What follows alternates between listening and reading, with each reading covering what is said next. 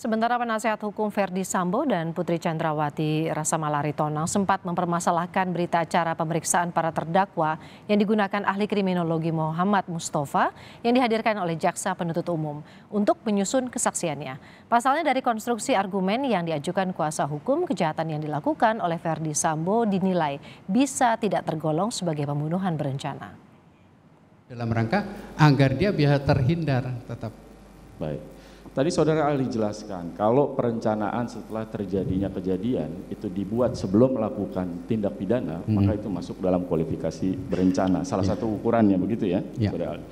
Kalau dalam fakta perkara ini ternyata si pelaku tidak pernah menyampaikan rencana apapun setelah terjadinya peristiwa kejahatan. Tetapi kemudian setelah peristiwa tersebut terjadi, tindak pidana dilakukan, terjadi penembakan dalam kasus ini. Kemudian baru diinformasikan kepada masing-masing pelaku yang lainnya bahwa sebaiknya kita segera mengamankan diri dengan cara begini. Apakah itu masuk termasuk perencanaan?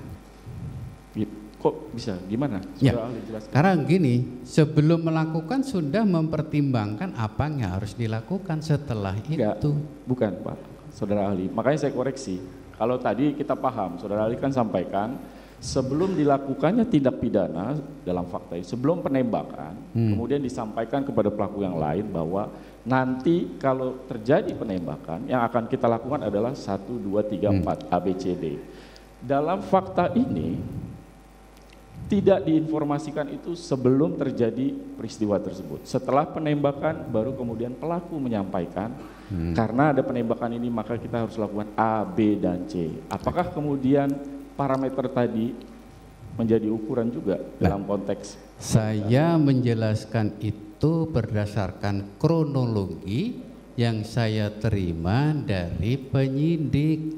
Baik. Gitu. Kalau begitu saya jadi sekarang gini, melakukan analisa harus berdasarkan data yang dapat dipercaya, gitu, ya.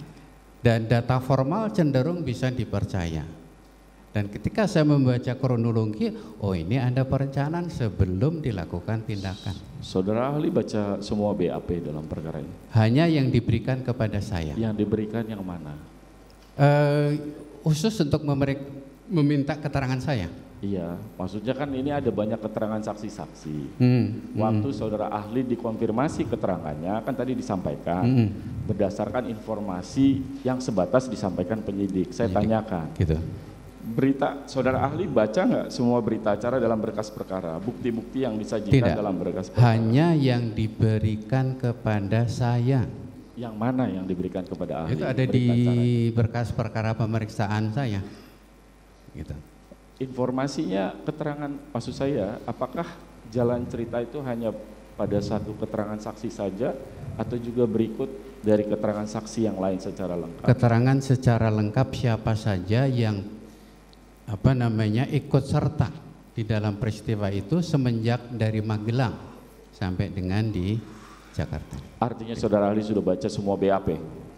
Bukan, BAP saya tidak bisa mengatakan semua BAP. Tapi yang diberikan oleh penyidik kepada saya.